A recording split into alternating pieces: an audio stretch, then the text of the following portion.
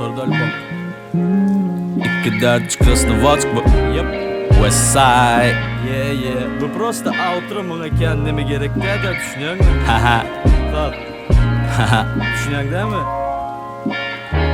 Пусть будет как будет. Ya tracklarım rayonlara dostavka. Men bolfamım atstavkada. Meng staffım babla hemmed adım stavkada. Hava alırım gangsta shit yönü pristavkada. Hava alırım gangsta shit yönü pristavkada. Ten xalayan rapçılığın bartı edilatı. Türkmen rapla Belarusyan ligası men battı. Men bakan batıl vardı gürleme bile gayratı. Taydımlarında hıyalı dele seni aldı mı gayratı. Cut this shit off. Harp vermedim beat üstüne elip bidir.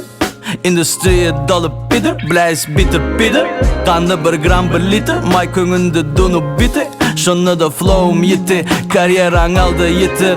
Ebar siktir. Albumu yazıp bolum sıçıp bolup. Komentlarda sıçın bolun. Naktı ottan yasayan bu rap men ifkıt varım. Albumdan son album men ente kaçaklarım ba. Pes etmek yok şun için o çıkıp oynayan FIFA.